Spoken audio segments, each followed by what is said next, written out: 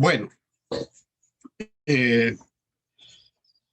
vamos a ver ahora, como les adelanté el día lunes, específicamente ya la parte clínica y terapéutica de los trastornos del ánimo. El lunes nos ocupamos de la cuestión epidemiológica y los factores etiológicos asociados a este tipo de trastornos, ¿no? Entonces, ahora vamos a referirnos específicamente a la parte clínica. En ese sentido, esta lámina de algún modo resume, con algunas variaciones, como van a ver, eh, las actuales clasificaciones de este tipo de trastornos, ¿no? En general, diríamos que hay dos tipos de trastornos del ánimo: los primarios y los secundarios. Los primarios son aquellos, pues, que per se son alteraciones del humor, alteraciones temperamentales, ¿no? Son las que nos hemos referido durante este tema. Pero al lado de aquellos trastornos del ánimo per se, también hay cuadros que presentan síntomas que son similares a los que vemos en los trastornos primarios del ánimo. Y esto puede deberse a una serie de factores. Por ejemplo, algunos trastornos psiquiátricos pueden acompañarse de alteraciones del ánimo. Por decir, en la ansiedad o en los trastornos por uso de sustancias, en el TOC, ¿no? Y en otra serie de enfermedades, los trastornos psiquiátricos, también pueden haber alteraciones del ánimo como depresión, ¿no? O estados mixtos, etc. Igualmente podemos ver alteraciones del ánimo en algunas enfermedades médicas. Por ejemplo, de repente en el hipotiroidismo, ¿no? Hay formas de hipotiroidismo en las cuales se presentan bajo la forma de síntomas del estado de ánimo, ¿no? Sobre todo depresión, ¿no? O tuberculosis, ¿no? Una serie de tumores, ¿no? Es decir, hay una serie de enfermedades médicas, una serie de enfermedades, por ejemplo, neurológicas. En el Parkinson, por ejemplo, es conocido la presencia de síntomas depresivos claros. Y finalmente también estas alteraciones del ánimo pueden ser secundarias ¿a qué? Al uso de drogas o medicamentos, ¿no? Por ejemplo, muchos citostáticos, ¿no? Muchos antiinflamatorios, muchos analgésicos, los opiáceos, etcétera, corticoides, ¿no? Pueden producir alteraciones del ánimo, ¿no? Entonces, resumiendo, pues, los trastornos del ánimo secundarios pueden ser, como su propio nombre lo indica, síntomas de otros trastornos psiquiátricos, síntomas de otras enfermedades médicas o síntomas del uso de drogas o medicamentos. Lo que nosotros nos vamos a referir ahora es al grupo de los trastornos del ánimo primarios. Y los trastornos primarios pueden ser a su vez de dos tipos. Uno, los unipolares, y dos, los bipolares. ¿Cuándo se dice que son unipolares? Cuando el paciente solo ha presentado depresión a lo largo del curso de la enfermedad. ¿Y cuándo se dice que son bipolares? Cuando el paciente ha presentado por lo menos un episodio maníaco, hipomaníaco o mixto, ¿no? O sea, cuando ha presentado un episodio de manía, de repente el cuadro debuta con un episodio de manía o de hipomanía o un cuadro mixto, entonces en esos casos sí estamos hablando de trastornos bipolares. ¿Esto qué nos indica? Nos indica que muchos pacientes unipolares con el tiempo pueden transitar a ser bipolares, pero al revés no es posible. O sea, un bipolar no puede ser con el tiempo unipolar. Los trastornos unipolares a su vez se dividen, o lo estamos dividiendo en tres grandes grupos, ¿no? El más importante probablemente el trastorno depresivo mayor, ¿no? Luego el trastorno distímico, que algunos llaman también neurosis depresiva, ¿no? O cuáles clasificaciones le llaman también trastorno depresivo persistente, ¿no? Pero a todos ellos se refiere esto. Y por último, un cajón desastre de algunos otros trastornos depresivos, ¿no? Vamos a definir ya cada uno de estos posteriormente. Los cuadros bipolares, a su vez, también se dividen en 4 grupos, ¿no? El trastorno bipolar 1, el bipolar 2, el trastorno ciclotímico y otros trastornos bipolares. Igual un cajón desastre de algunas otras variedades de trastornos bipolares. Este es en términos generales, pues, el esqueleto general de lo que se denominan trastornos del estado de ánimo. Esto es la clasificación de la clasificación internacional, la actual CIE-10. Como ven, igual, primarios y secundarios, los primarios unipolares y bipolares, y que se subdividen en 4 grupos, los unipolares, episodio depresivo mayor, ¿ya? Trastorno depresivo recurrente, distimia y otros trastornos depresivos. Como ven aquí, lo que se llama depresión mayor en realidad está subdividido en uno, el episodio depresivo mayor. Primer episodio, nunca ha habido antecedentes. Si esto se repite, entonces ya pasa a denominarse trastorno depresivo recurrente, la distimia o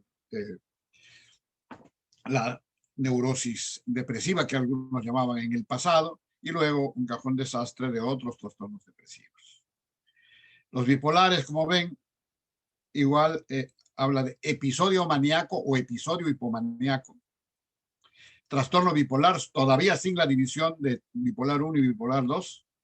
Trastorno ciclotímico y otros trastornos bipolares.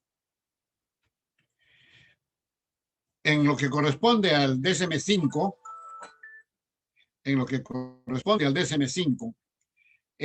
hay una variación en la clasificación. Y el humor han sido divididos en 2 capítulos independientes. Por un lado están los trastornos depresivos solos, por otro lado están los trastornos bipolares y relacionados, ¿no? Entonces, ahora en el DSM-5 estos se está diferenciando, pues, como categorías independientes. Entonces, ¿qué plantea el DSM-5, la clasificación americana, ¿no? Respecto a los trastornos depresivos primero? Igual, los trastornos depresivos pueden ser, pues, primarios o secundarios, ¿no? Aquí en secundarios no está, pero tiene que ser incluido, secundarios a otros trastornos psiquiátricos, secundarios a otras enfermedades médicas y secundarias a drogas y medicamentos.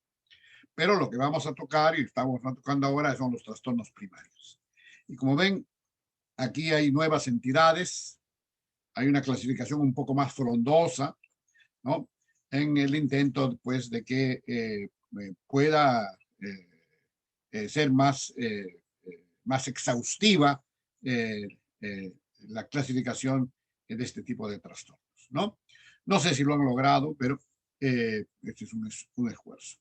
Se comienza con el trastorno de desregulación disruptiva del estado de ánimo, un nombre bastante largo, como ven, que ya les voy a explicar. Esto se presenta básicamente en niños. Luego, el trastorno depresivo mayor, ¿no? El trastorno depresivo persistente.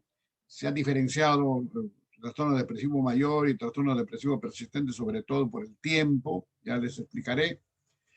Es nuevo, igual que el trastorno de desregulación disruptiva del estado de ánimo, es una categoría nueva. Igual, el trastorno disfórico premenstrual también es una categoría nueva. Y luego habla de los trastornos depresivos especificados, ¿no? Lo que en otros se llama otros trastornos depresivos, ¿no? Y ahí diferencian 3 tipos de trastornos depresivos especificados. Episodio depresivo con síntomas insuficientes, depresión breve recurrente y episodio depresivo de corta duración. Y finalmente, otro grupo de trastornos depresivos no especificados. Esta es la clasificación de trastornos depresivos de acuerdo a la clasificación americana, al DSM-5. Igual, de modo independiente, presenta pues la clasificación de los trastornos bipolares, ¿no? De acuerdo a la clasificación americana, igual los bipolares pueden ser primarios o secundarios, pero en primarios igualmente es un poco más extensivo. Habla ya claramente de trastorno bipolar 1, trastorno bipolar 2, trastorno ciclotímico, trastorno bipolar especificado y trastorno bipolar no especificado. Como ven, 5 grupos. Vamos a luego diferenciar cada uno de ellos. Muy bien, para ubicarnos en cualquiera de estos árboles de la clasificación, nosotros necesitamos diferenciar, reconocer, identificar claramente, 1, el episodio depresivo mayor, 2, el episodio maníaco y 3, el episodio mixto, ¿no? No estoy hablando de trastorno depresivo mayor, estoy hablando de episodio depresivo mayor, de episodio maníaco y de episodio hipomaníaco. En palabras, en este caso, cuando hablamos de episodio depresivo mayor, estamos hablando de un nivel sindrómico. Sería igual que decir síndrome depresivo mayor, ¿no? O síndrome maníaco o síndrome hipomaníaco. Entonces, esto vamos a usar para toda la clasificación. ¿Cómo se define un episodio depresivo mayor? De acuerdo al DSM-5, para que un paciente pueda ser diagnosticado de un síndrome depresivo completo o episodio depresivo mayor, debe reunir los siguientes criterios, ¿no? Primero, debe presentar 5 o más de esta lista de 9 síntomas, ¿no?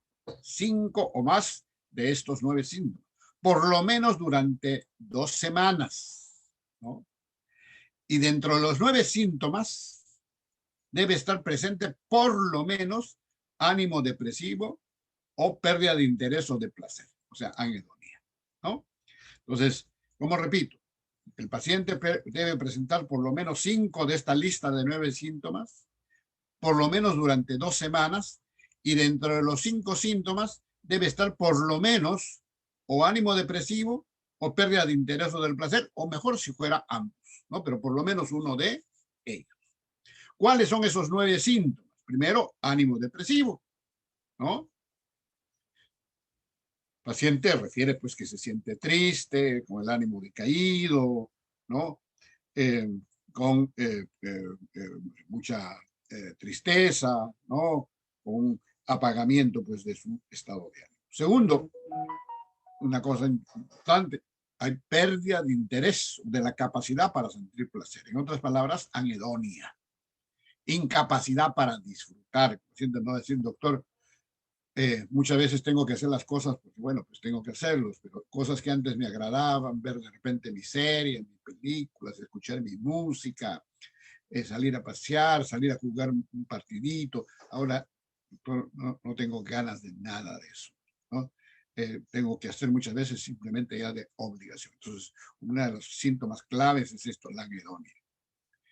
Tercero, alteraciones en el apetito.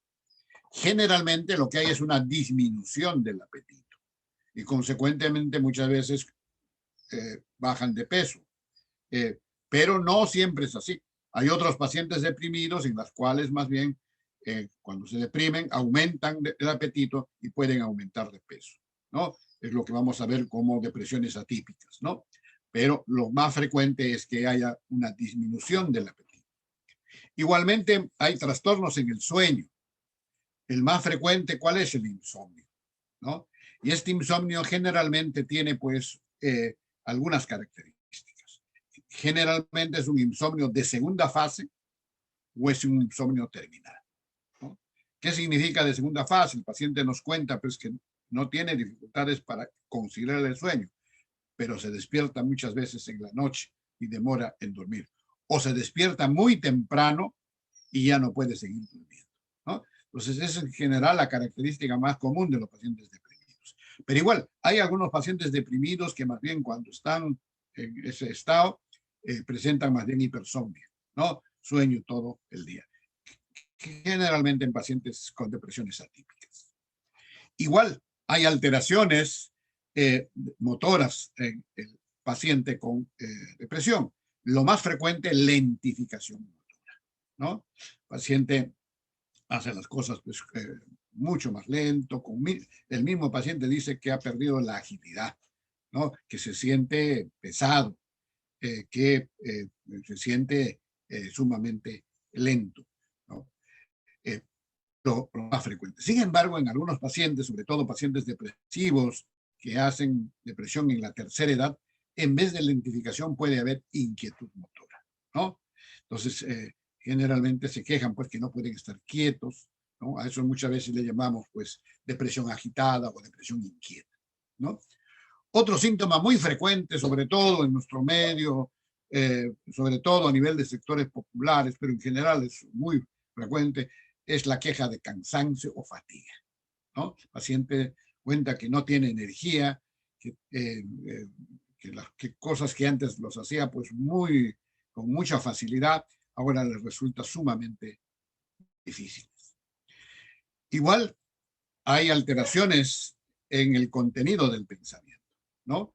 Generalmente hay ideas de inutilidad y culpa, ¿no? Se sienten pues que no sirven muchas veces para nada o se sienten culpables de una serie de cosas. En pacientes que hacen psicosis, depresiones psicóticas, esto puede llegar a ser incluso de tipo delirante. Pueden haber ideas delirantes de culpa, ¿no? Como una característica, pero eso solo en aquellos que hacen psicosis, ¿no? Sin embargo, en la mayoría de las veces lo que hay son estos sentimientos de inutilidad y culpa. Otro síntoma cognitivo importante es la disminución de la capacidad para pensar. Pacientes dicen que no solamente se siente lento físicamente, sino también mentalmente, que le cuesta pensar, que le cuesta poner en orden sus ideas. Y al mismo tiempo se cansa fácilmente, dificultad para concentrarse, ¿no? Eh, Problemas en la tenacidad de la atención, es lo que se llama la tenacidad de la atención. O sea, presentan fácil fatiga de la atención. Su atención decae fácilmente, ¿no? E igualmente indecisión, dificultad para tomar decisiones, ¿no? Esos son síntomas pues, cognitivos. Igualmente, es muy frecuente en estos pacientes ideación suicida, impulsos suicidas, ¿no? Planes suicidas, ¿no? En otras palabras, yo les decía, un paciente deprimido, más o menos 2/3 de pacientes en algún momento de la enfermedad presentan estos sentimientos pues, autolíticos, ¿no? Entonces, y 10 a 15% les dije terminan suicidándose. Entonces, esto también es muy frecuente. Entonces, como repito, el primer criterio es que el paciente debe reunir, pues, por lo menos 5 de estos 9 síntomas, por lo menos durante 2 semanas, y dentro de los 5 síntomas, por lo menos debe estar presente o ánimo depresivo o anedonia. Lo segundo es que estos síntomas, como consecuencia de estos síntomas, hay un impacto en la capacidad adaptativa, ¿no? Entonces, como consecuencia de esto, por ejemplo, si es estudiante, baja su rendimiento o abandona los estudios. Si es un trabajador, baja su rendimiento, ¿no? O abandona el trabajo, abandona sus actividades sociales o las reduce significativamente, se aísla en la casa, ¿no? Descuida su aseo, su arreglo personal, el aseo de su ambiente. Hay un impacto pues significativo en su capacidad. Como ya hemos visto en la primera parte, la discapacidad que produce la depresión es alta e igual en pacientes también bipolares, ¿no? Entonces, la depresión en general tiene pues un impacto en la capacidad adaptativa. Y eso es lo que nos dice el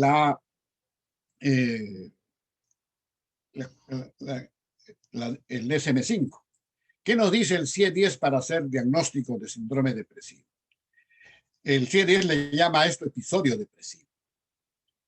Y los criterios que usa son bastante similares, como vamos a ver. Sin embargo, la OMS diferencia los episodios depresivos o síndromes depresivos en dos grupos de síntomas. Uno, síntomas típicos y luego otros síntomas. De acuerdo a la CIE-10, a la clasificación internacional, ¿cuáles son los síntomas típicos de depresión? El ánimo depresivo, la anedonia y el cansancio o fatiga, ¿no? O sea, dice que los síntomas típicos de depresión es ánimo depresivo, anedonia y cansancio o fatiga. Y como vamos a ver, esto está pues tiene bastante consistencia porque los estudios de campo, los estudios epidemiológicos indican que probablemente estos tres síntomas son los más frecuentes en pacientes deprimidos, ¿no?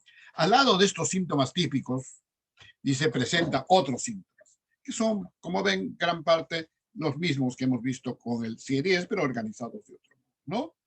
Problemas en la atención, concentración, sentimientos de inutilidad, sentimientos de culpa, ¿no? Actos suicidas, trastorno del sueño, trastorno del apetito. Todo eso debe tener una duración de al menos 2 semanas, ¿no?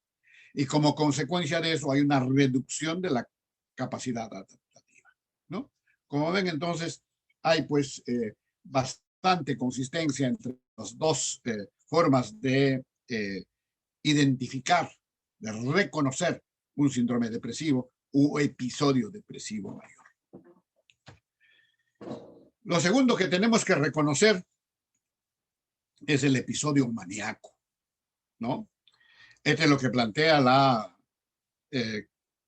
clasificación americana. Estoy hablando de nivel sindrómico. Entonces, episodio maníaco. ¿Qué nos dice? Primer criterio dice, un periodo bien definido de un estado de ánimo anormal y persistentemente elevado, expansivo o irritable, y un aumento anormal y persistente de la actividad o energía. Como ven, dos síntomas fundamentalmente: alteración del ánimo y alteración de la actividad o de la energía, ¿no? Entonces, tiene un ánimo elevado el paciente y al mismo tiempo un aumento de su actividad. Se siente pues con mucha energía. ¿Cuánto tiempo como mínimo? Como mínimo una semana, ¿no?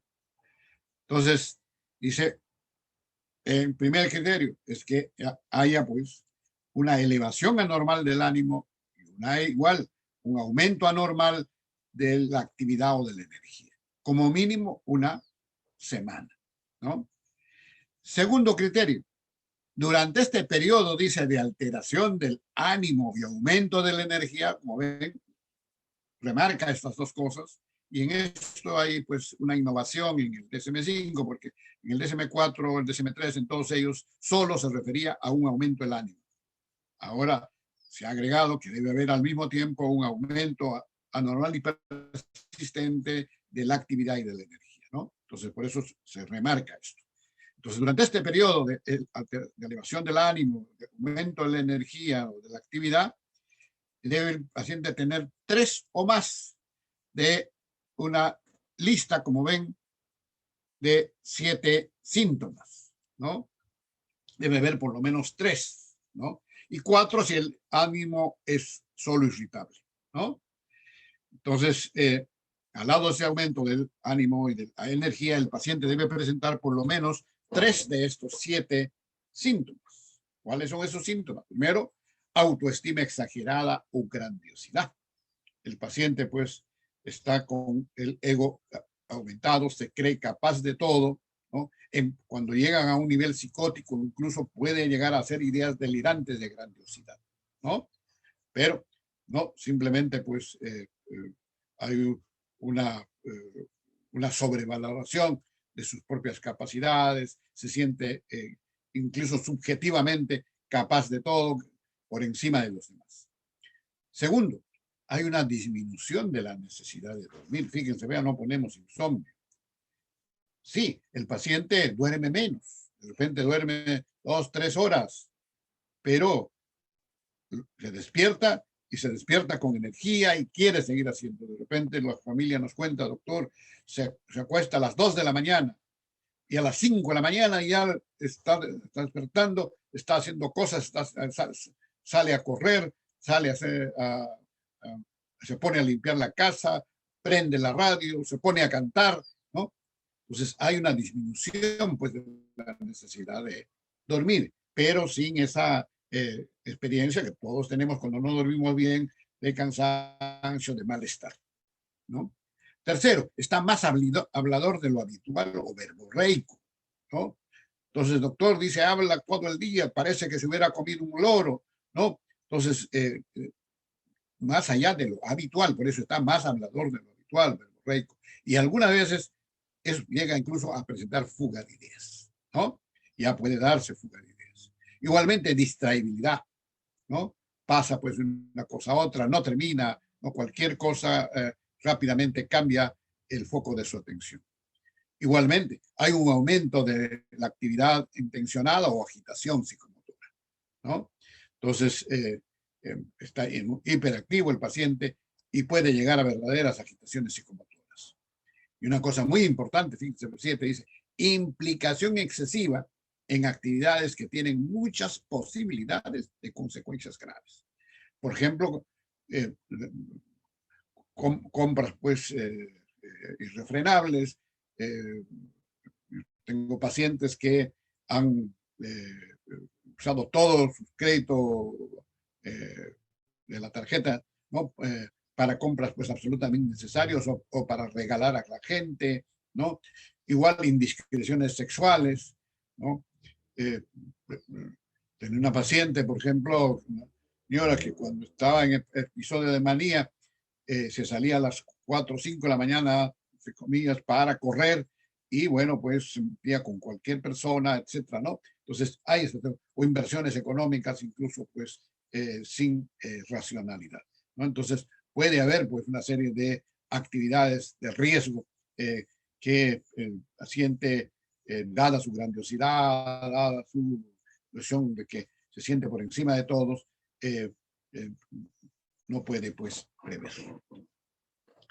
Y evidentemente esto que genera cambios en la capacidad adaptativa, ¿no? En el trabajo, en los estudios, en la vida social. Y por último tenemos el episodio hipomaníaco, ¿no? Es exactamente el mismo que el episodio, es simplemente una disminución en la intensidad, ¿no?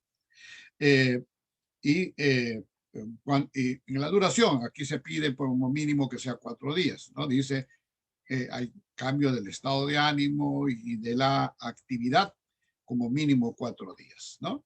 Pero si un paciente tiene así, pues 5, 6, 7 días, igual, ¿no? Entonces, aquí lo importante, ¿cuál es? Lo importante es que hay una hay una disminución de los síntomas, no llega al nivel de la manía.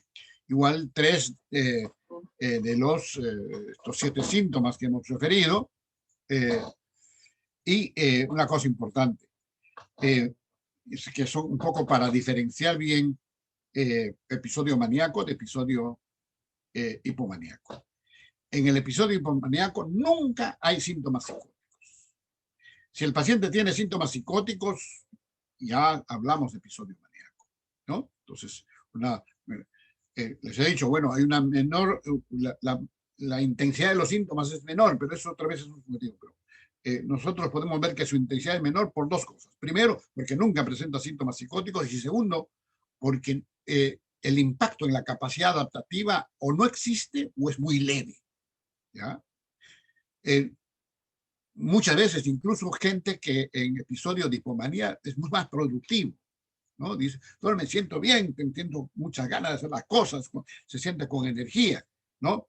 Entonces, y muchas veces el problema ya es en sus relaciones interpersonales, de repente está muy irritable, muy prepotente o cosas por el estilo, pero no hay suficiente gravedad en su capacidad adaptativa, ¿no? Entonces, esas tres cosas pues son importantes para diferenciar esto, ¿no? Una menor intensidad de los síntomas, un menor impacto en la capacidad adaptativa y nunca hay síntomas psicóticos.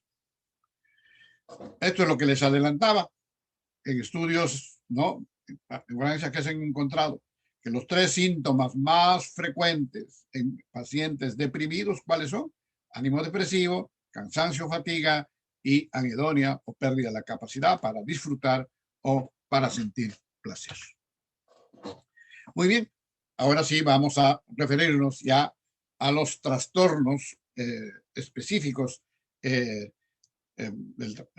Primero, los trastornos depresivos, ¿no? Este es un trastorno nuevo, ha sido muy discutido. No todos están de acuerdo en que debiera haberse incluido en la clasificación. Se llama trastorno de desregulación disruptivo del estado de ánimo, ¿no? Para muchos simplemente son, pues, pataletas de los niños, de repente con un poco más de magnitud y que no debieran estar en la clasificación. Sin embargo, esto ha sido incorporado, ¿no? ¿Qué características tienen? Como ven, accesos de cólera graves y recurrentes, ¿no? Dice accesos de cólera graves y recurrentes, manifestado verbal y o conductualmente, y cuya intensidad o duración son desproporcionados a la situación o provocación, ¿no? Entonces, primero, pues tiene pataletas, si ustedes quieren, muy intensas y recurrentes, ¿no? Y estos accesos no concuerdan, pues, con el grado de desarrollo, ¿no? Ya un chiquito de repente de 7, 8, 9 años y sigue con eso, ¿no? Tercero, los accesos de cólera ocurren en promedio 3 o más veces por semana. O sea, no es una cosa ocasional, ¿no? Se da de modo recurrente. Por eso dice 3 o más veces por semana. El estado de ánimo, dice, entre los accesos de cólera, o sea, fuera de estos accesos de cólera, el estado de ánimo es persistentemente irritable o irascible, o sea, para siempre de mal humor, ¿no? Y esto es incluso observable por los otros. Entonces, dos cosas importantes, ¿no? Las pataletas, estos accesos de cólera son recurrentes, y dos, irritabilidad, irascibilidad, mal humor durante todo el día. Luego dice los criterios A al D, en otras palabras, todo esto que hemos visto, ¿no? Han estado presentes por 12 o más meses, o sea, por lo menos un año, ¿ya? Luego nos dice que estos criterios han estado presentes por lo menos en 2 de 3 contextos, ¿no? O sea, deben haber estado presentes en casa, en la escuela y con sus pares, o sea, con otros niños. Y son severos por lo menos en uno de ellos. O sea, no es que simplemente haga pataletas pues en casa, no.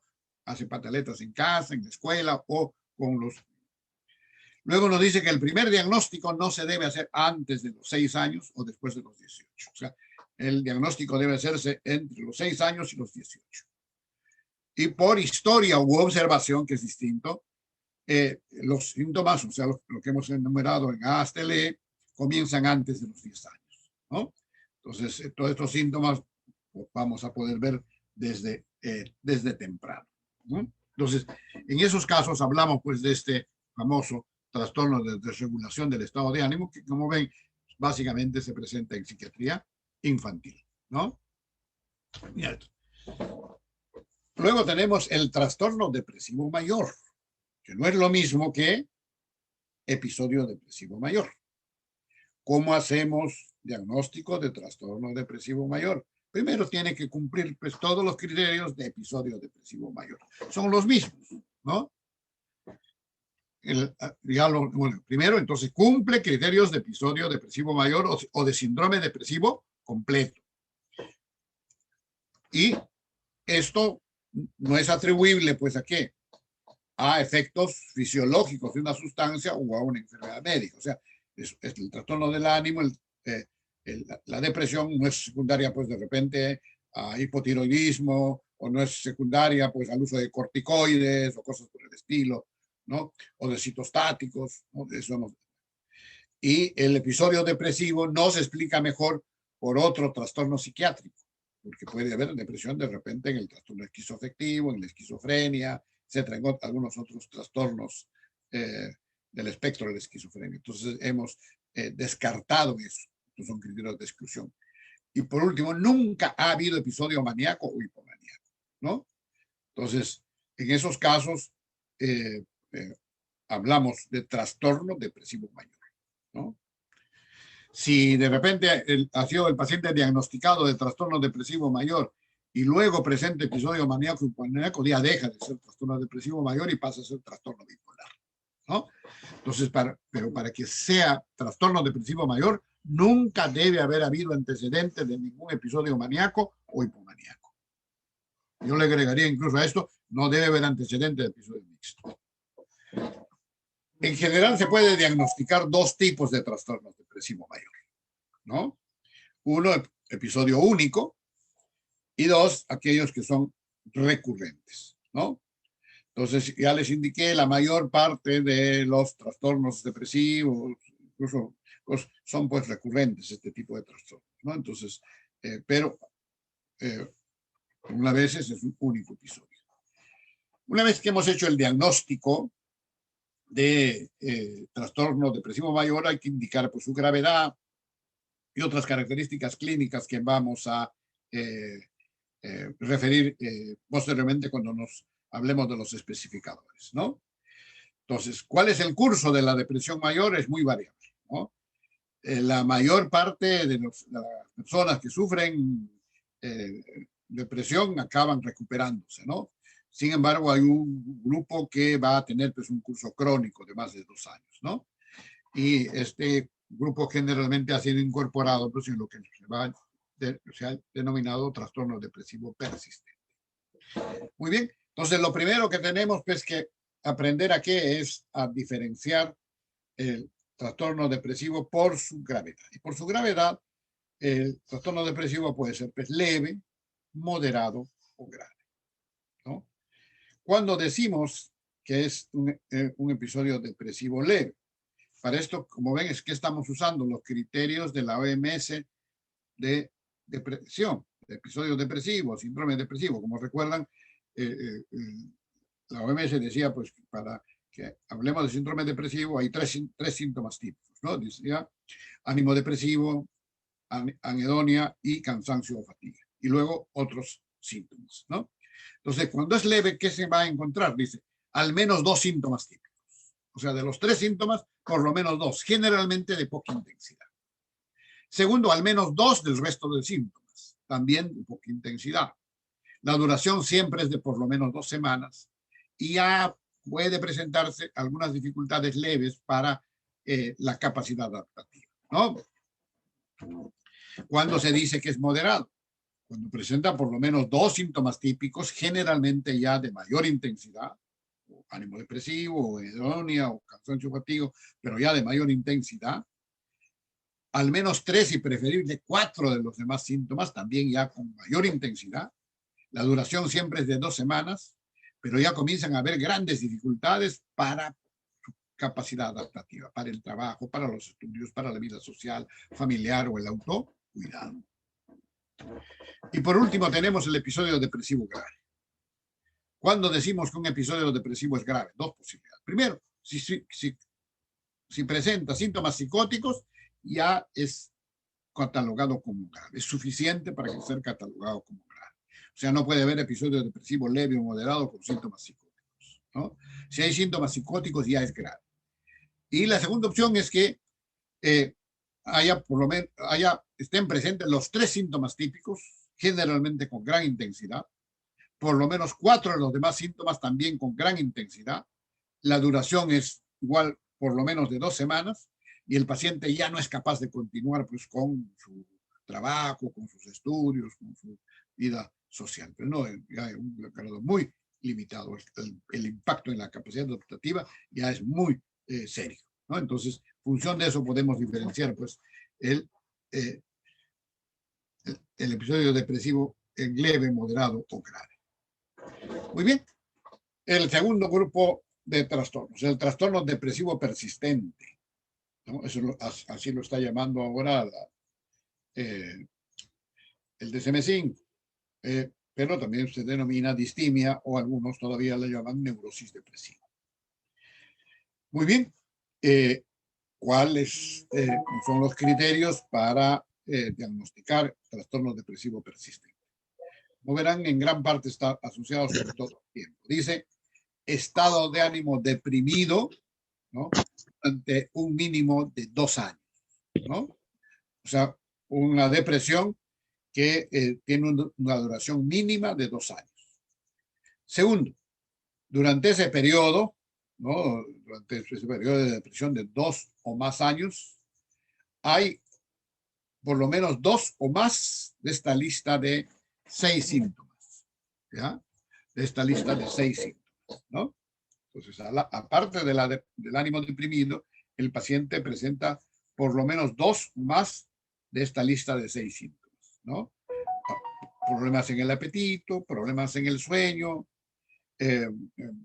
cansancio, fatiga, poca energía, baja autoestima, fallas en concentración o en la capacidad para tomar decisiones y sentimientos de desesperanza. Entonces, por lo menos 2 de estos síntomas acompañan al ánimo deprimido por lo menos durante 2 o más años, ¿no? Durante el periodo de 2 años, el individuo nunca ha estado sin los síntomas más de 2 meses. O sea, de repente el paciente está deprimido 2 o 3 años, pero ha habido periodos en los cuales puede haber una reducción de los síntomas o incluso no tener síntomas, pero estos son periodos cortos que nunca exceden de los 2 meses, generalmente es de menos. Entonces pueden haber periodos en los que aparentemente está bien, ¿no? El otro criterio dice, los criterios para el trastorno depresivo mayor pueden estar continuamente presentes durante 2 años. O sea, algunas veces pueden haber periodos que no tiene síntomas, pero nunca más de 2 meses, y en otros, ¿no? Pueden estar continuamente presentes. Entonces, puede darse el caso pues, que un paciente es diagnosticado primero como trastorno depresivo mayor, evoluciona, ya tiene 1 año, año y medio. Si llega a los 2 años y sigue con depresión, entonces ya deja de ser trastorno depresivo mayor y se ya diagnostica como trastorno depresivo recurrente, ¿no? O persistente, ¿no? Entonces, esto de algún modo ha sido criticado por muchos, ¿no? Porque básicamente, como ven aquí, la diferenciación entre trastorno depresivo mayor y trastorno depresivo persistente sería el tiempo, ¿no? Y cualitativamente, pues no es un buen indicador, ¿no? Y como es natural, esto tiene impacto, pues, en la capacidad adaptativa, ¿no? Este también es nuevo, ¿no? Es una nueva categoría diagnóstica que ha sido incluido en la clasificación americana, ¿no? El trastorno disfórico premenstrual, ¿no? Algunos dicen pues que con esto se está un poco medicalizando, incluso cosas que pueden ser parte de la vida normal, ¿no? También todavía es polémico esto. ¿Cómo hacer el diagnóstico? Dice. Es un poco más enrevesado, como van a ver. Dice, para esto, la mujer que es diagnosticada de esto dice, en la mayoría de los ciclos menstruales, presenta que al menos dice 5 síntomas, dice, al menos 5 síntomas han de estar presentes en la última semana antes del inicio de la menstruación. O sea, al menos 5 síntomas en la última semana antes del inicio de la menstruación. Luego esos síntomas comienzan a mejorar días después del inicio de la menstruación y se hacen mínimos o desaparecen en la semana después de la menstruación, ¿no? O sea, los síntomas se presentan en la última semana antes del inicio de la menstruación. Cuando viene la menstruación, comienza a mejorar y ya desaparecen a la semana después de la menstruación. ¿Cuáles son esos 5 síntomas? ¿No? Entonces nos dan 2 grupos. Dice, debe presentar por lo menos uno más de los síntomas siguientes, ¿no?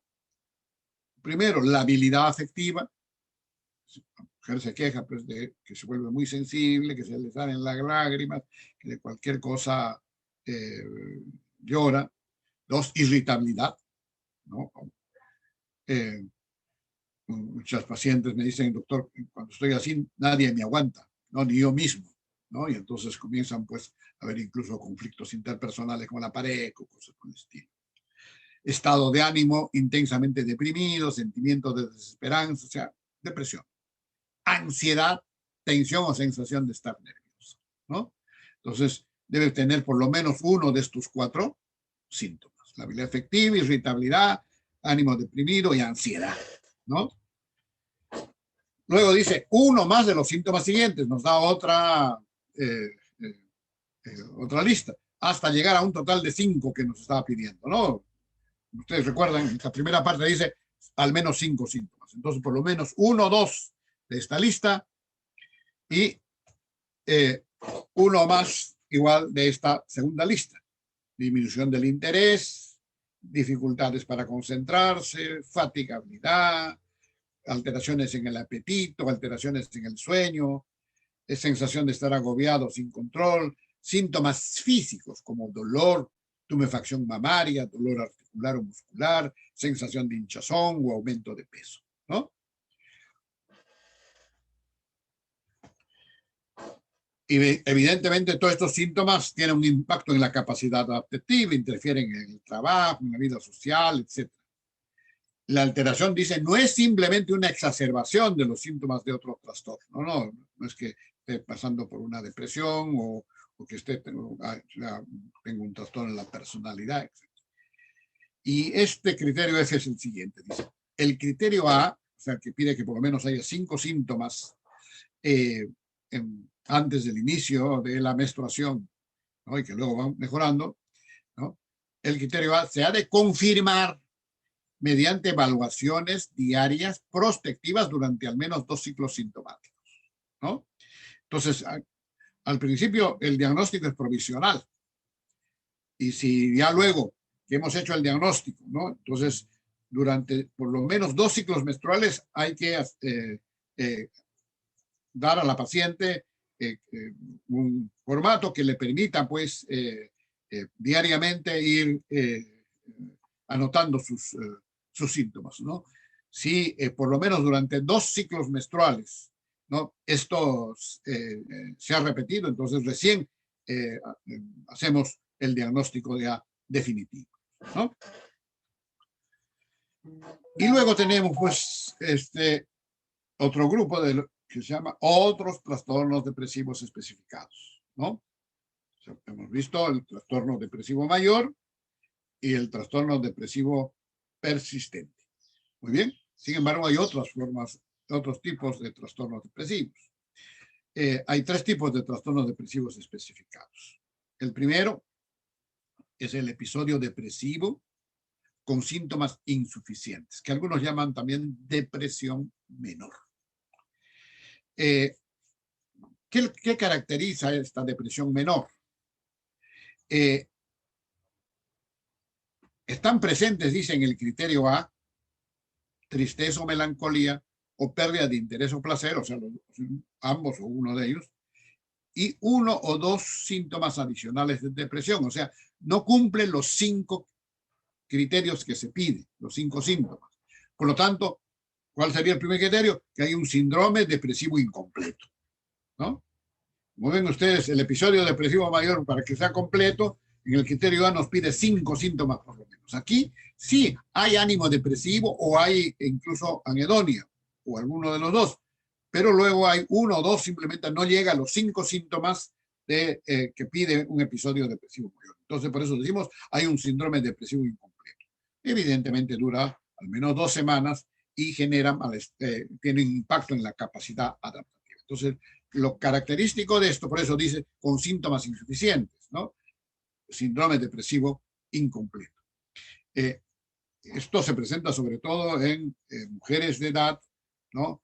y se acompaña generalmente de mucha comorbilidad.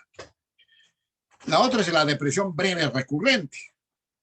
Aquí, en cambio, hay el síndrome depresivo completo, o sea, presenta los 5 síntomas que se piden, con ánimo depresivo, pero tiene menos de 2 semanas de duración.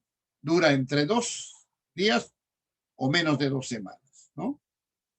Y esto ocurre por lo menos una vez al mes, por lo menos durante un año, ¿no? Y no está asociado al ciclo menstrual, ¿no? Para diferenciar del trastorno disfórico premenstrual. Y evidentemente tiene un impacto en la capacidad adaptativa. Como ven, en este caso hay un síndrome depresivo completo, pero de menor duración, ¿no? Pero que es recurrente, ¿no? Que se va presentando por lo menos una vez al mes durante por lo menos un año.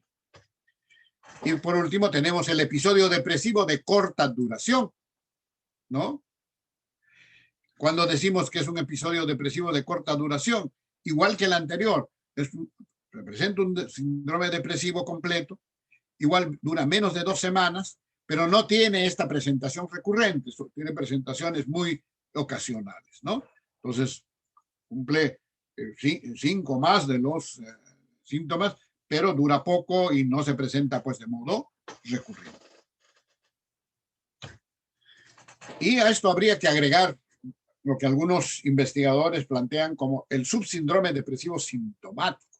Algunos le llaman también esto depresión sin depresión o depresión oculta, ¿no? Cuando se dice esto, cuando el paciente cumple criterios de depresión, pero no hay ánimo depresivo ni pérdida de o anedonia. O sea, los 2 síntomas, entre comillas, claves. Pero sí presenta otros síntomas de depresión, síntomas cognitivos, síntomas de cansancio, sobre todo de cansancio, quejas físicas, etc., ¿no? La mayor parte de las veces se presenta generalmente bajo la forma de quejas físicas, por eso algunos hablan también de equivalentes depresivos para este grupo. Y responden evidentemente a al tratamiento antidepresivo. Y por último tenemos otro trastorno depresivo no especificado, ¿no? ¿Cuándo se usa esta categoría? Cuando el paciente puede presentar algunos síntomas de trastorno depresivo, pero no cumple todos los criterios de ninguno de los trastornos depresivos que hemos enumerado hasta este momento, que hemos descrito, o cuando no tenemos la información suficiente, ¿no? Entonces, muchas veces, por ejemplo, en los servicios de emergencia. Entonces depende, pues, esto básicamente del criterio clínico. Muy bien, hemos dicho que la depresión tiende a ser recurrente. Y en ese sentido es importante reconocer algunos predictores de recurrencia, ¿no? Y ya el día lunes vimos cuál es el problema de las recurrencias. Cuando se producen recurrencias, el pronóstico se ensobrece, hay mayores problemas a nivel de los cambios físicos de la enfermedad depresiva, ¿no? Responden menos a los tratamientos, etc. Por eso es importante estar al tanto de estos. ¿Qué predictores? Uno es, como ya sabemos, el número de episodios. Cuanto mayor episodios haya, las posibilidades de que el paciente vuelva a recaer son mayores. Segundo, cuando hay una respuesta parcial al tratamiento. El paciente ha mejorado, pero no ha mejorado totalmente, ¿no? Ese paciente tiene muchas posibilidades de volver a recaer. La duración de los episodios. Cuanto más dura un episodio, las posibilidades de recurrencia son mayores. Igual, la gravedad del episodio inicial, ¿no? Cuanto más grave es un episodio inicial, más posibilidades de que el paciente vuelva a recaer. Cuando la depresión comienza tardíamente, ¿no? O en personas de mayor edad. Y estas 2 cosas importantes. La presencia de estresores psicosociales crónicos. Es decir, si siguen habiendo problemas, si sigue habiendo estrés, ¿no? Si sigue habiendo factores que afectan pues al paciente, muy difícil pues que pueda recuperarse plenamente. E igual esto, la presencia de distorsiones cognitivas no tratadas. Nos referíamos, como ustedes ven al final de la clase del día lunes, a las cuestiones cognitivas que acompañan a la depresión. Entonces, si nosotros no corregimos esto con psicoterapia, eso va a seguir disparando pues la depresión. Si el paciente sigue pensando que él no sirve para nada, que todo está perdido, que no tiene futuro, etcétera, bueno, pues va a ser muy difícil que pueda recuperarse. Pero también les dije de que un paciente con depresión unipolar, cualquiera de las formas, puede con el tiempo pasar a ser bipolar, pero el bipolar no puede ser unipolar, ¿no? Ese tránsito no se puede.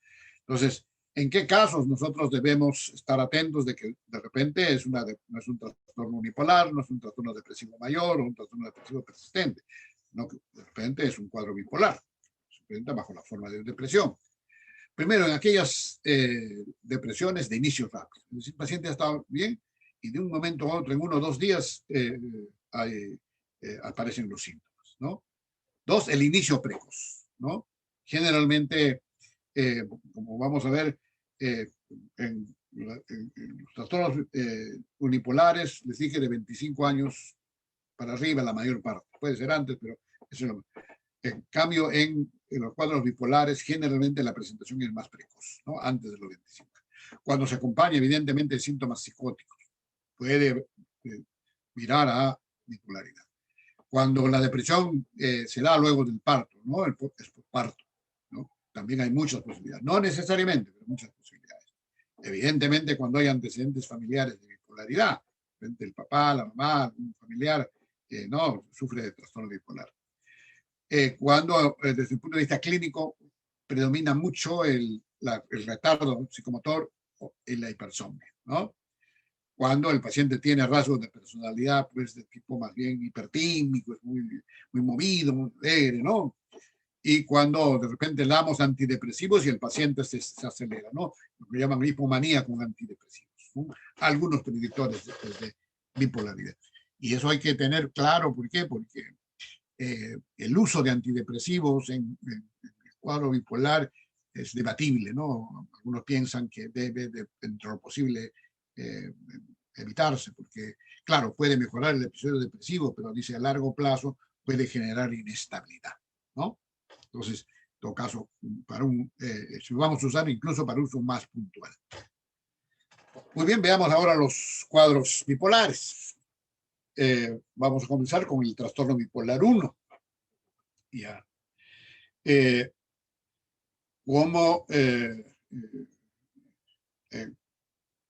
¿Cómo se hace el diagnóstico de trastorno bipolar 1? Se hace el diagnóstico de trastorno bipolar 1 cuando el paciente ha cumplido criterios de por lo menos un episodio maníaco. ¿Ya? O sea, si de repente tenemos un paciente, por ejemplo, que ha presentado ya 2 veces episodios depresivos, entonces sigue siendo un trastorno unipolar todavía, ¿no? Pero si luego de eso hace un cuadro bipolar, un cuadro maníaco, entonces ya es trastorno bipolar 1. O sea, en el bipolar 1 siempre tiene que haber habido por lo menos un episodio maníaco. O sea, la clave está ahí, por lo menos un episodio maníaco. Y de acuerdo a clasificación, de repente, de la OMS, algunos agregan también que puede haber por lo menos un episodio maníaco o un episodio mixto. ¿Ya? Eso creo que es válido para hacer el diagnóstico bipolar 1, ¿no? Que haya presentado claramente por lo menos un episodio maníaco o un episodio mixto, ¿no? Entonces, en esos casos hablamos de bipolar 1. Cuando hablamos del bipolar 2, cuando el paciente ha presentado por lo menos un episodio hipomaníaco, no maníaco, un episodio hipomaníaco, y al menos un episodio depresivo mayor. Y nunca ha habido episodio maníaco, ¿no? En general, estos cuadros se caracterizan, ¿por qué? Porque la mayor parte de los episodios son episodios depresivos mayores, ¿ya? Y puede presentar por ahí algunos episodios de hipomanía, que muchas veces incluso no es detectado. Por eso tendemos pues a equivocarnos en el diagnóstico, ¿no? ¿Cuándo viene el paciente? Cuando está deprimido. Cuando está hipomaníaco se siente también que, bueno, pues él no considera que esté mal, ¿no? Y entonces muchas veces, por eso hay que preguntar específicamente muchas veces al paciente, señor, hay ocasiones en las que usted está con el ánimo un poco más elevado de lo habitual, está mucho más activo, siente que tiene mucha más energía que lo habitual. Entonces, para muchas veces detectar estos episodios de hipomanía. Pero en general, aquí lo que predominan son los episodios de depresión. Y nunca ha habido, como ven, episodio maníaco. Y cuando decimos que es un trastorno ciclotímico, al igual que el trastorno distímico o trastorno depresivo persistente, aquí también la cuestión primero es el tiempo. Primero es un trastorno crónico, ¿no? El paciente tiene una duración de enfermedad por lo menos 2 años. Generalmente es mucho más. Entonces, durante al menos 2 años, dice, han habido numerosos periodos de ¿qué? De síntomas hipomaníacos que no cumplen criterios para episodio hipomaníaco. O sea, solo síntomas hipomaníacos. Y numerosos periodos de síntomas depresivos que no cumplen criterios para episodio depresivo mayor, ¿no? Entonces, porque si cumplieran, por ejemplo, para hipomanía, ya estaríamos con trastorno bipolar, ¿no? Entonces, en este caso, hay síntomas de hipomanía, pero que no cumplen criterios para episodio hipomaníaco, y hay síntomas depresivos, pero que no cumplen criterios para episodio depresivo mayor. Gente, pues, que otras veces se acelera un poco, tiene sus bajones, como dicen, pero no suficientes como para que esto tenga un impacto significativo, ¿no? Durante este periodo de 2 años o más, ¿no? Los periodos depresivos e hipomaníacos han estado presentes por lo menos la mitad del tiempo. Y la persona no ha estado sin síntomas no ha estado sin síntomas por más de 2 meses, ¿no? Entonces, al igual que en distimia hablábamos, ¿no? Entonces puede haber periodos en los cuales no tiene síntomas, pero la mayor parte de esos 2, 3, 4, 5 años ha estado con síntomas, ¿no? Entonces, en esos casos hablamos pues de trastorno ciclotímico. Algunos por eso antes lo ubicaban en el grupo de trastorno de la personalidad, hablaban de los pacientes ciclotímicos, ¿no? En realidad, desde el momento que es un trastorno temperamental, está mejor ubicado pues en el grupo de trastornos en estado de ánimo, ¿no? Y luego tenemos pues otro trastorno bipolar y relacionados. Pueden haber, por ejemplo, pacientes que presentan simplemente episodios hipomaníacos de corta duración, de 2 o 3 días, y episodios de depresión mayor, o episodios hipomaníacos con síntomas insuficientes y episodios de depresión mayor, episodios hipomaníacos sin episodio previo de depresión mayor, ciclotimia de corta duración, no, o sea, puede haber una serie de mezclas que no cumplen pues claramente los criterios que estamos pidiendo para para bipolar 1, bipolar 2, trastorno ciclotímico. Y por último, el trastorno bipolar no especificado cuando no hay información pues suficiente, ¿no? No cumple criterios para ninguno. Una vez que hemos hecho el diagnóstico de trastorno unipolar o bipolar, podemos usar ahora los especificadores, ¿no? Esto lo que hace es básicamente enriquecer la descripción clínica, ¿no? Hay una serie de especificadores. El primero es el de la ansiedad. Muchos cuadros del estado de ánimo, sobre todo las depresiones, se acompañan muchas veces de síntomas de ansiedad, ¿no? Entonces aquí dan, para eso el paciente debe haber presentado por lo menos 2 de estos síntomas de ansiedad, ¿no? ¿Por qué es importante esto? Porque generalmente esto afecta el pronóstico.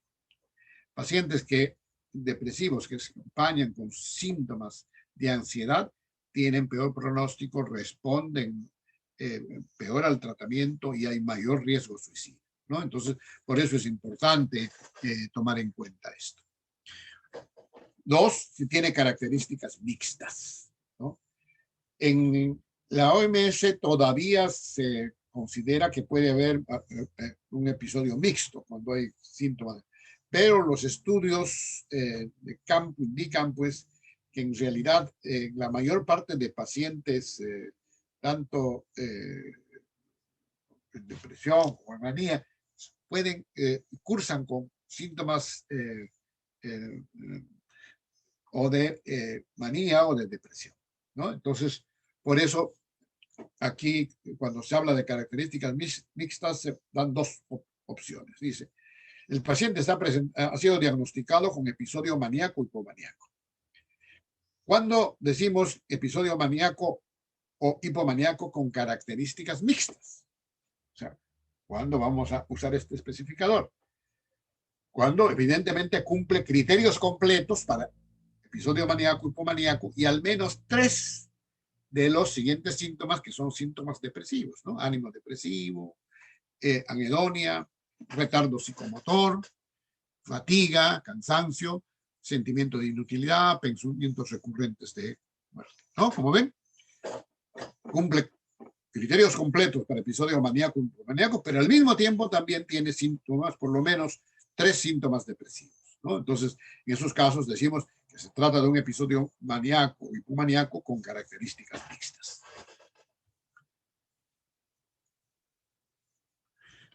Y la otra opción es episodio depresivo con características mixtas, ¿no?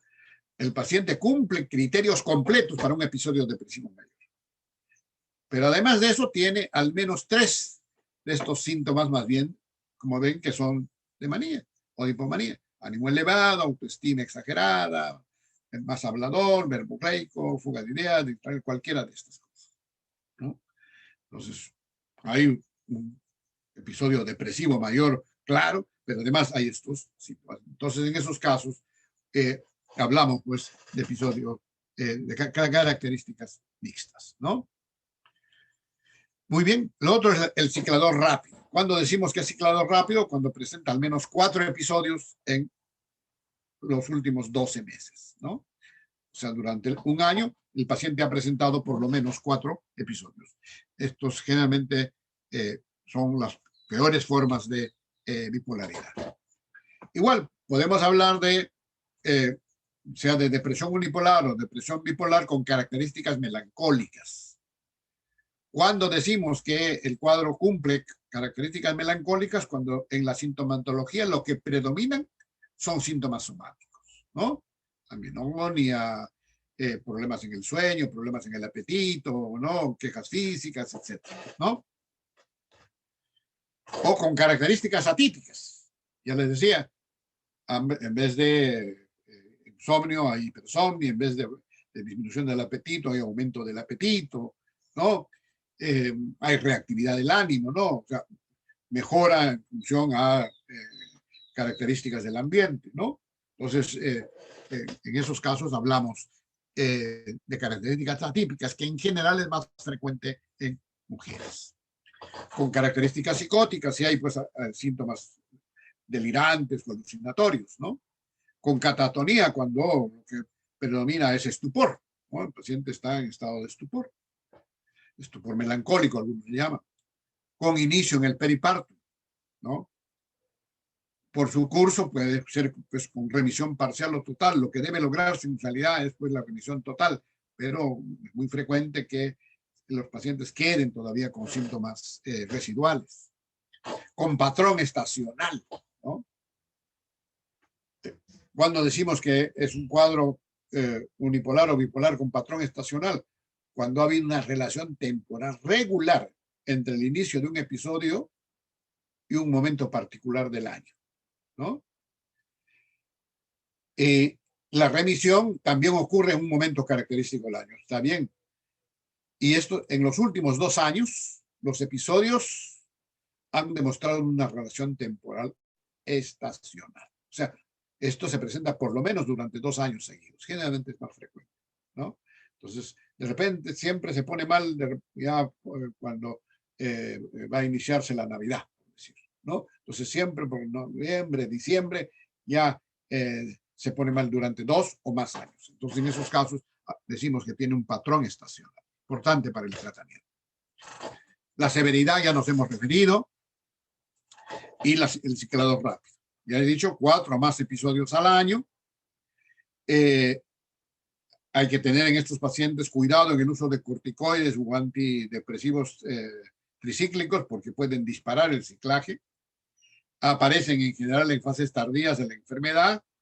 El 75% de los casos es de sexo femenino y son pues de mal pronóstico. ¿Cuál es el curso del trastorno bipolar? Lamentablemente, pues, lo difícil es lograr remisión, ¿no? Tanto en el trastorno bipolar como en el trastorno unipolar. Los estados subsindrómicos son 3 veces más frecuentes que los estadios sindrómicos completos. Entonces, las recuperaciones no son pues totalmente claras, ¿no? Y esto genera pues discapacidad. Entonces, hay que cuidar por eso que se logre remisión, ¿no? El lograr remisión va a mejorar enormemente el pronóstico, ¿no? Va a hacer que el paciente logre una reinserción en calidad de vida. Muy bien. Unas palabras finales sobre el tratamiento. ¿Qué hemos aprendido respecto al tratamiento? Hemos dicho que estas enfermedades, he querido remarcar en esta clase probablemente 2 conceptos, hasta 3. El primero es de que es importante no solo lograr una mejoría de los síntomas, sino la remisión. Porque si no logramos remisión, el pronóstico cambia. Segundo, que no solamente nos debemos interesar o estar atentos al episodio, ¿no?, de enfermedad, sino sobre todo al hecho de que el paciente no vuelva a recaer. ¿Por qué? Porque hemos dicho estas enfermedades tienen un curso recurrente, ¿no? Muchas veces puede ser más o menos sencillo lograr pues que el paciente salga del episodio. Pero la verdadera meta en estas enfermedades es intentar que el paciente no vuelva a recaer, ¿no? Entonces, allí ya vamos diferenciando pues el tratamiento del episodio, el tratamiento de prevención o profilaxis.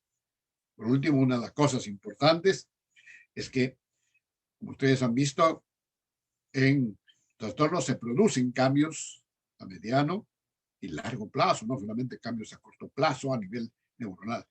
Y entonces hay necesidad de ¿qué? De neuroprotección, ¿no? De generar los cambios necesarios para que nuestro sistema nervioso funcione pues adecuadamente. Entonces, en ese sentido, hay por lo menos 4 metas que tenemos que plantearnos en el tratamiento. Lo primero es mejorar los síntomas hasta la remisión. O sea, ahí incluso ni siquiera es reducir, sino intentar eliminar los síntomas y lograr la remisión. 2, restablecer el funcionamiento adaptativo del paciente. Hemos dicho que la depresión afecta, pues, la manía afecta al autocuidado, afecta a la vida laboral, la vida académica, la vida social, la vida familiar, ¿no? Entonces, genera discapacidad. Y lo que hay que intentar es que el paciente vuelva a hacer su actividad. Entonces, hay que restablecer el funcionamiento adaptativo. Tercero, hay que evitar pues que el paciente vuelva a recaer, que haya nuevas recurrencias. Y por último, hay que lograr neuroprotección, ¿no? Entonces, esos serían pues un poco las metas o los objetivos del tratamiento en este tipo de trastornos. ¿Cuáles son los componentes esenciales para lograr esas metas? Evidentemente, primero, establecer pues una buena relación terapéutica, ¿no? Es fundamental, ¿no? Establecer una relación emocional positiva con el paciente, ¿no? De confianza. 2, psicoeducación. Esta es una enfermedad en las cuales el paciente tiene que hablarse con el paciente y con la familia sobre la enfermedad. Ya no es la época pues, en las que no se le daba el diagnóstico, no. Aquí el paciente tiene que, y la familia tiene que intervenir activamente para que sean nuestros aliados en el tratamiento. Entonces es necesario que le proporcionemos la información necesaria sobre la enfermedad, sobre el tratamiento, de tal manera que sean pues muy activos en ayudarnos en lograr los objetivos que nos pasamos. Evidentemente, medicación, ¿no? Psicoterapia, ¿no? No es solo cuestión de medicamentos, sí, los medicamentos son importantes, pero al lado de eso, psicoterapia, y pueden haber además otras intervenciones, ¿no? Entonces, hay intervenciones sociales, intervenciones, ahora incluso tratamientos como terapia electroconvulsiva, terapia magnética transcraneal, etcétera, que pueden utilizarse. En la depresión, lo que se plantea es pues, que hay fases o etapas, ¿no? del tratamiento, que tienen objetivos o metas y que tienen también peligros. Como aquí vemos, el paciente está normal y luego cuando se deprime, entonces iniciamos el tratamiento, la fase aguda. ¿Cuánto tiempo más o menos dura la fase aguda? La fase aguda dura más o menos de 8 a 12 semanas, o sea, más o menos 2 a 3 meses, ¿no? Es la fase aguda de la enfermedad. ¿Cuál es la meta en esta fase aguda? Lograr la remisión. Podemos lograr la remisión, no siempre, como ustedes pueden ver, algunas veces solo logramos la respuesta. Los estudios indican que 2/3 de los pacientes, claro, mejoran, pero solo 1/3 logra remisión, ¿no? Y entonces por eso debemos ser mucho más ambiciosos en lograr la meta. Luego viene la fase de continuación, ¿no? La fase de continuación va más o menos de los 4 a los 6 meses. ¿Cuál es el objetivo de esa meta? Mantener la remisión, ¿no? Y el gran problema, ¿cuál es? El gran problema es pues el incumplimiento terapéutico. Ya en la fase aguda, el 50% de los pacientes no cumplen bien el tratamiento. Y en la fase de continuación casi el 70%. Entonces, por eso les decía, psicoeducación. Siempre debe saber qué tiene que hacer la familia, etcétera, ¿no? Y finalmente viene la fase de mantenimiento, generalmente después de los 6 meses o por lo menos un año, ¿no? Si no es más. Entonces, en las cuales lo que se tiene que mantener es la remisión, evitar las recurrencias, ¿no? Que el paciente esté pues funcionando, ¿no? Entonces, esas son un poco las metas. ¿Cómo se estructura el tratamiento? En la fase aguda, evidentemente, si es depresión o es manía, ¿qué hacer? Lograr la remisión de los síntomas, ¿no? Entonces, el paciente viene con síntomas depresivos, hay que mejorar pues, esa depresión. Si viene con síntomas maníacos, hay que lograr la remisión de los síntomas. Pero aquí también viene una cuestión nueva, es la fase de mantenimiento. Hemos dicho, es una enfermedad que es recurrente. Entonces, ¿cuál es el objetivo? Evitar las recaídas, ¿no? Evitar el deterioro, ¿no? Entonces, tenemos pues, tareas diferenciadas. El objetivo final es restablecer pues, la funcionalidad del paciente. Entonces, muy brevemente, ¿qué podemos hacer si el paciente viene con depresión? ¿No? Podemos usar pues, antidepresivos, psicoterapia, hay muchas veces incluso electroshock. ¿Cuándo usamos electroshock? El electroshock ha sido lamentablemente pues, muy satanizado. En realidad es un excelente tratamiento, ¿no? Y es el único que puede actuar más o menos rápidamente. ¿Cuándo debemos usarla? Primero, en pacientes en los cuales el riesgo suicida es muy alto, ¿no? Si usamos antidepresivos, el efecto demora. Psicoterapia peor.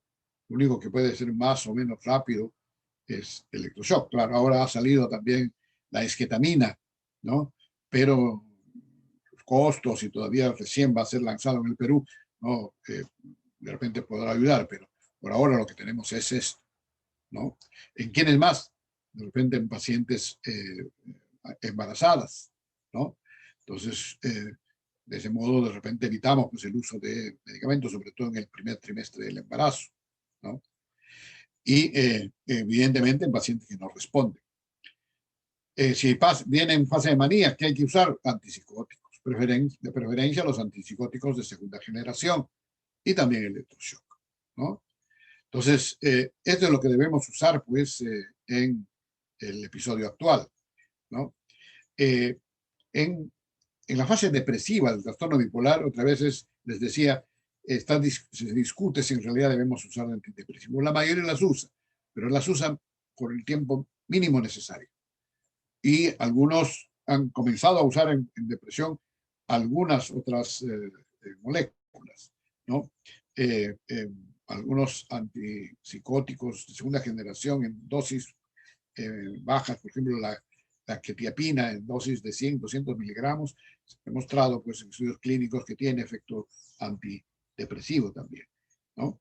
Entonces, también puede hacerse esto.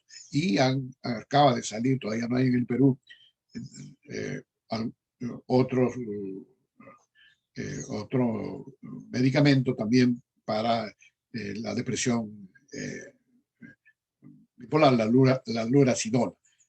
Próximamente ya debe estar también en el Perú, ¿no?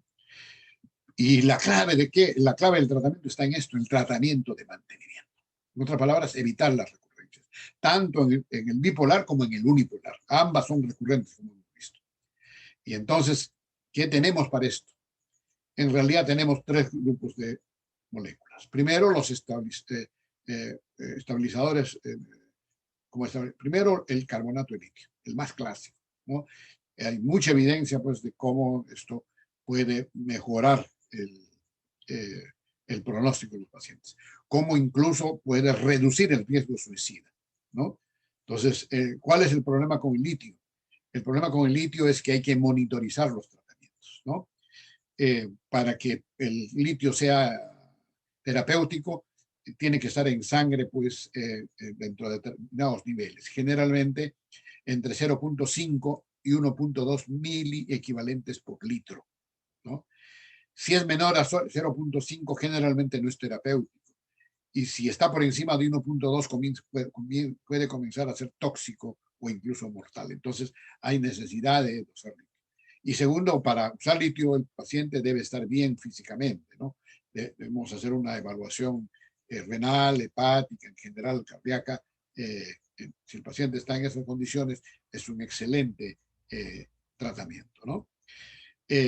La otra opción son los anticonvulsivantes. Y aquí fundamentalmente tres, ¿no? Ahí ven incluso topiramato, gabapentina.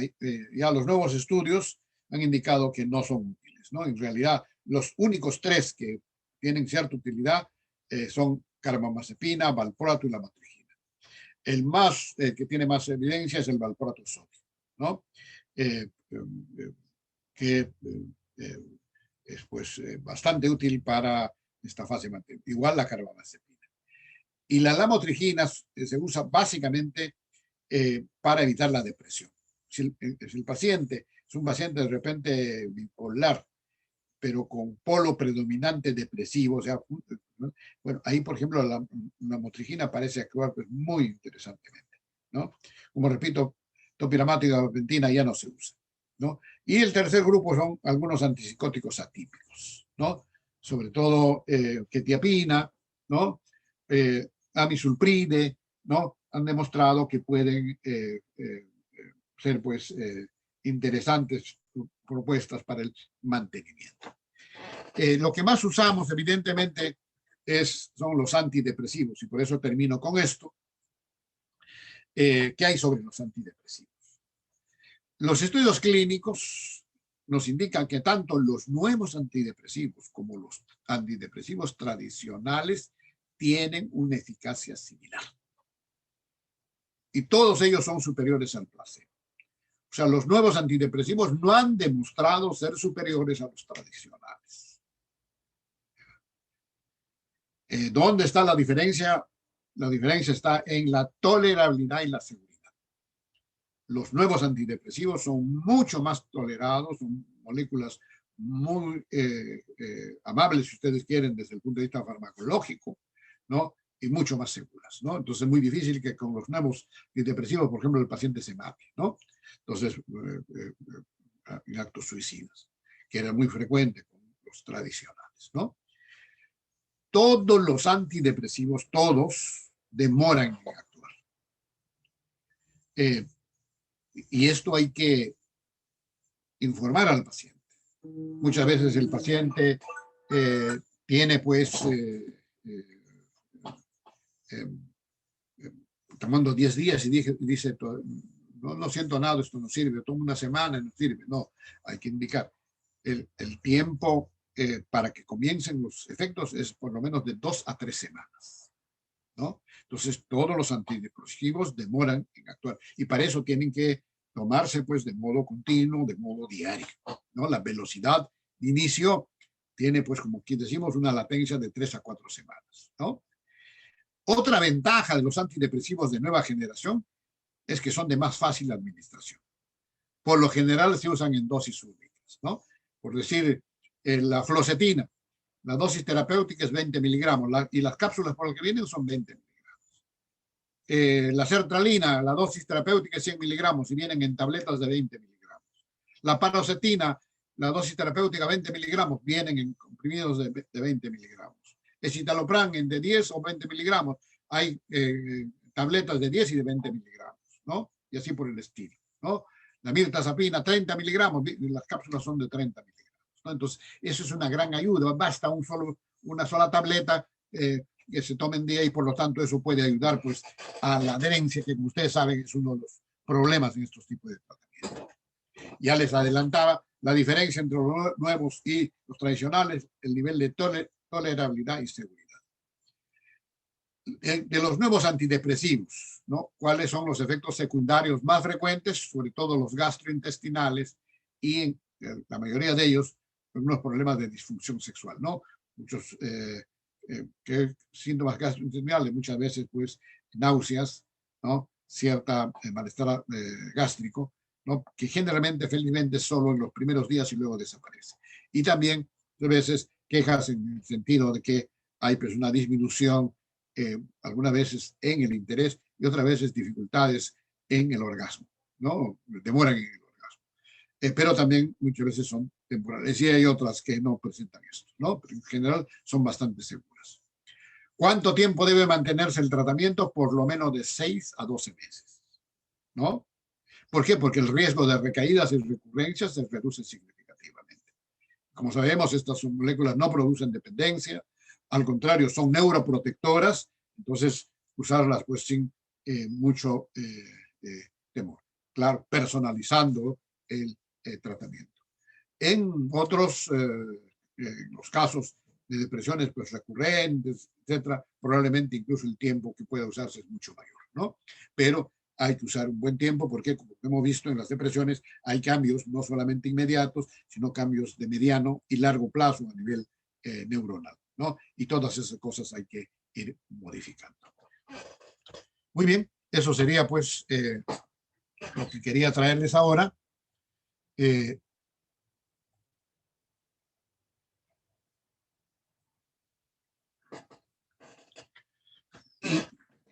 Más bien, las preguntas que se puedan responder, tenemos todavía, efectivamente, son 9:30, hemos tomado menos el tiempo,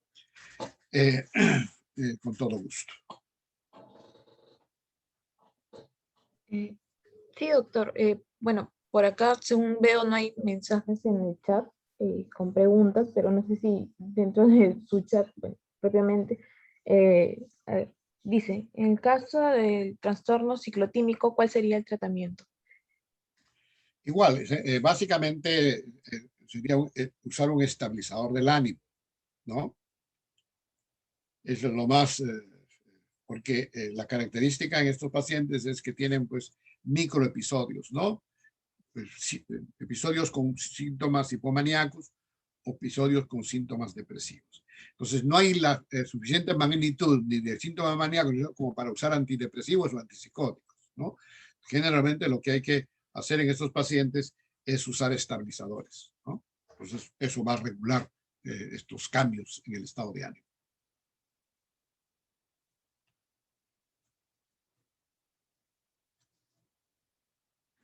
Ahí creo que...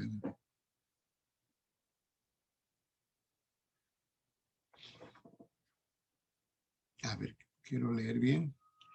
Dice, en el caso de usar el electroshock como tratamiento, ¿se debe considerar si el paciente tiene algún tipo de arritmia? Bueno, ahora los tratamientos con electroshock están bastante estandarizados. Hay guías específicas para esto. Primero, antes de que un paciente se pueda usar electroshock, tiene que ser evaluado, tiene que tener riesgo quirúrgico, ¿no? Tiene que descartarse que haya problemas cardíacos, que haya problemas hepáticos, que haya problemas renales, ¿no? Entonces, eso es hay una evaluación, un riesgo. Segundo, esto se hace con anestesia. Entonces, siempre hay un anestesista al lado, ¿no? Y en tercer lugar, también es la cuestión de la frecuencia. Generalmente, lo más común es que haya, pues, 2 aplicaciones por semana, ¿no? Si después de 5 o 6 aplicaciones vemos que no hay mejoría, mejor es no seguir. Es muy difícil. Pero si vemos que hay mejoría, generalmente el número de sesiones de electroshock que podemos usar es más o menos de 10 a 12 aplicaciones, ¿no? Entonces, ¿cuál es el problema del electroshock? No es solamente la que ha sido estigmatizado, sino también los estudios indican, pues, que su eficacia es temporal, ¿no? Entonces, generalmente después de 6 a 12 meses, sus efectos a veces se reducen o desaparecen. Entonces, muchos incluso por eso cada 6 meses dan lo que llaman un tratamiento de mantenimiento, que no es volver a repetir las 10 o 12, sino generalmente después de eso aplican 2 o 3 aplicaciones cada cierto tiempo para mantener esto, ¿no? Entonces, pero eso todavía necesita mayor evidencia, ¿no? Lo concreto es que sí, su efecto todavía sigue siendo temporal. Aquí creo que hay otra, dice, ¿cómo identifico si un paciente realiza un episodio de manía o hipomanía? Se debe propiamente al trastorno bipolar o tratamiento antidepresivo que está, o si se debe, ya. Bueno, se deba al tratamiento antidepresivo, se deba, simplemente, ya ahí tenemos que hablar de bipolaridad. Dije, para que un paciente sea bipolar, la cagamos, no interesa si el 1 o el 2, pero si es bipolar, basta que haya presentado un episodio de hipomanía, o haya presentado un episodio de manía, o un episodio mixto, ¿no? En cualquiera de las 3 circunstancias ya estamos hablando de un paciente bipolar, ¿no? Entonces, si el paciente había sido diagnosticado de trastorno depresivo unipolar, cualquiera de ellos, y se le da un antidepresivo, y cuando se le da el antidepresivo se acelera, ya hablamos de un trastorno bipolar, ¿no? Por eso decimos, es un predictor de bipolaridad, ¿no? Y a ver, aquí decía también,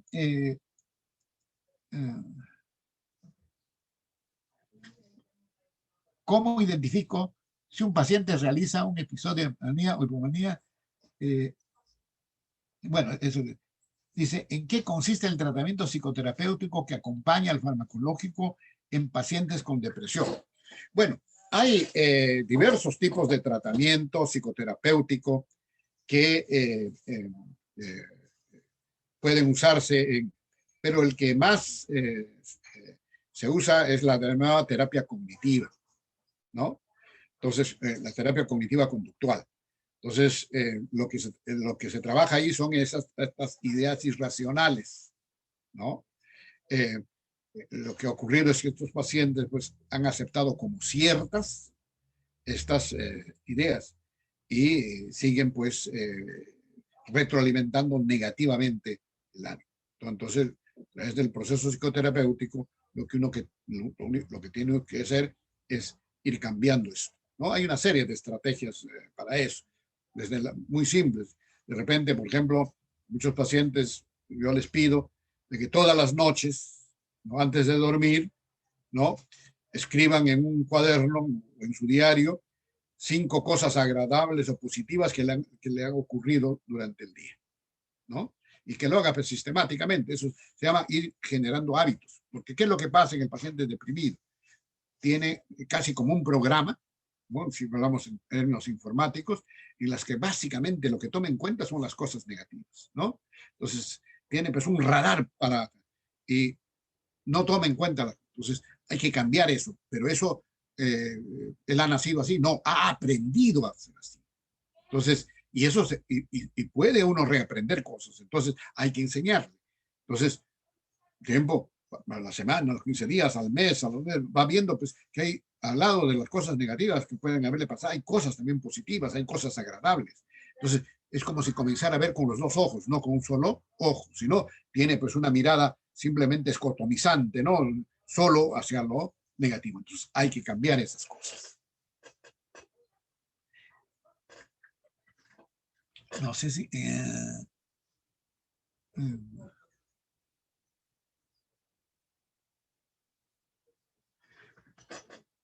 ¿alguna otra pregunta?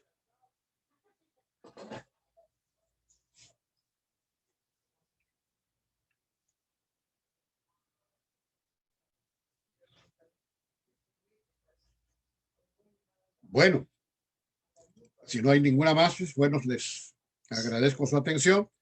Espero que haya sido suficientemente claro. Quisiera que tengan, estudien especialmente esto. Como ven, esto es un problema de salud pública, es muy frecuente, no se les vaya a escapar, ¿no? Muchas veces se presentan bajo la forma de quejas físicas, ya hemos visto, ¿no? Entonces es frecuente en los servicios de médicos de otras especialidades. Lo que pasa es que no son muchas veces diagnosticados. Y ahora tenemos diversos instrumentos terapéuticos con los cuales podemos ayudar a nuestros pacientes, ¿no? Entonces, eso es lo que quisiera que poco tengan presentes. Muy bien. Bueno, ha sido un gusto trabajar con ustedes y nos estamos viendo, ¿ya? Muchas gracias, doctor. Perfecto, nos vemos.